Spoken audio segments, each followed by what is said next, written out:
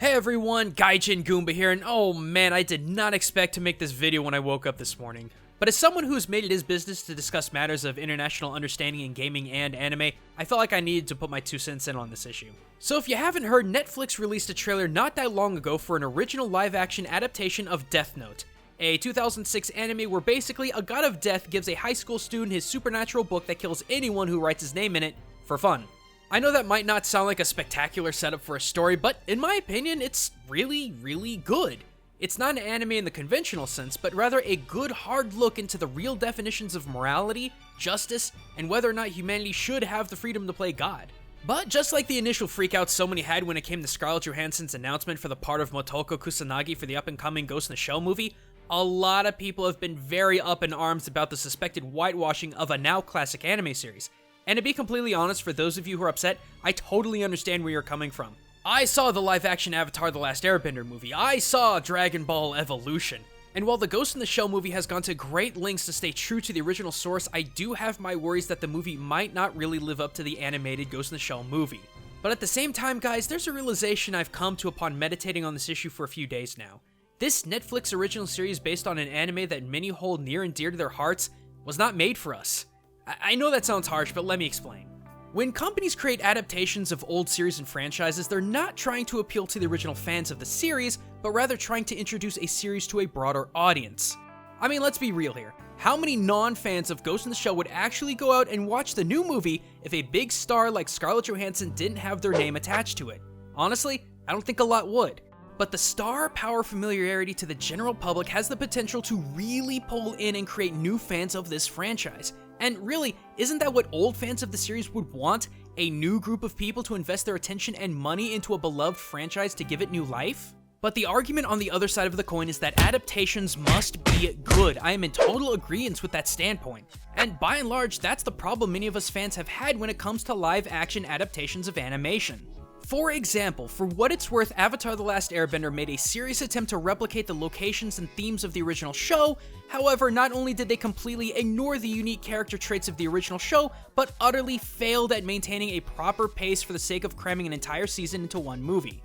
Dragonball Evolution, on the other hand, desperately tried to pull in a more general audience by not only having it set in a more modern and western period, but also diluted the movie into something that could more easily fit into a movie's runtime. But by doing so, they created a drab, boring experience for the casual viewer and pissed off the Dragon Ball fan base to a point that even its creators will not acknowledge the movie. But I say this respectfully to those who have already written off the Netflix Death Note series based on its trailer. Just because a series or franchise isn't being rebooted by its creators doesn't mean it will automatically be bad. I mean, look at the Netflix original Voltron, for example.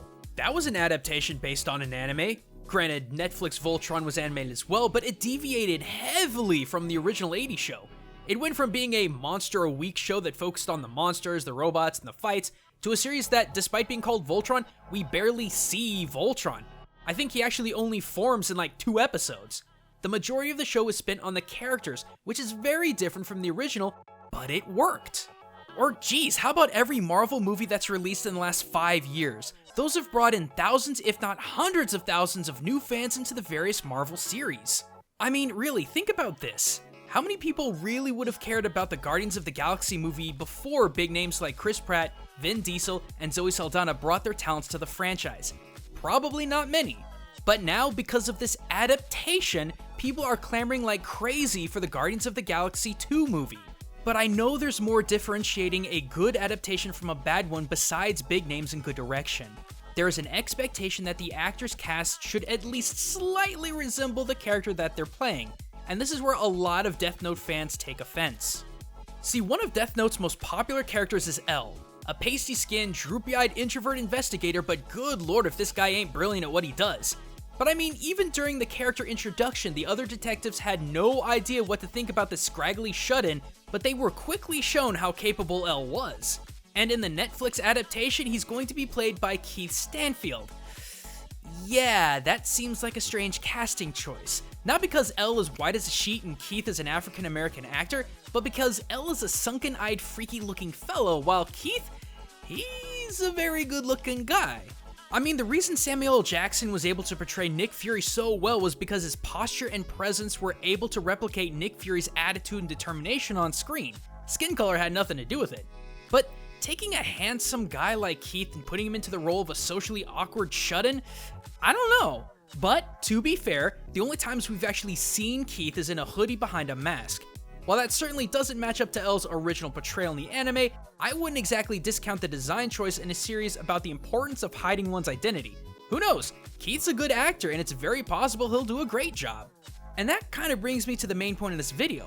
Unlike a lot of other anime that is dependent upon the culture of its creator to function correctly, Death Note is not an anime that requires that. Yes, the characters are Japanese and the majority of the show takes place in Japan, but that's not what makes Death Note good. Death Note is an amazing look into the human psyche. It tackles the issues of what is justice and what is morality head on. How much power should we, as flawed humans, have over the concepts of life and death? To what end should we move towards in order to protect the innocent? Can we even be trusted with such levels of power? These are not matters wholly unique to Japan. Heck, they aren't wholly unique to anime in general. These are matters of humanity as a whole. Questions and concepts that we as a sentient species are still debating to this day. So is it likely that the Netflix Death Note is going to be completely faithful to the original anime? Probably not.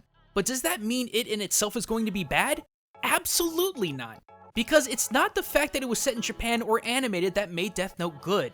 The questions that it asked and the controversial human dilemmas that it brought to the forefront is what makes the series amazing. I believe its concept could easily fit into any number of international filters so long as the companies and directors behind the adaptation understands what it is that makes the original good.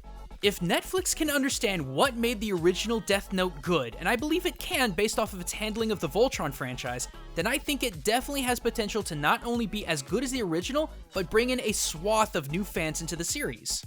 But that's just me. What do you guys think? Is the Netflix Death Note doomed from the start, or do you think it has potential? Let me know in the comments below and I'll be watching on this one. But in the meantime, thanks for watching everyone, and a big thank you to my supporting patrons. If you're into this analytical take on anime, be sure to check out some of my other work. My first love is gaming, but I've been having a blast branching out into the anime community.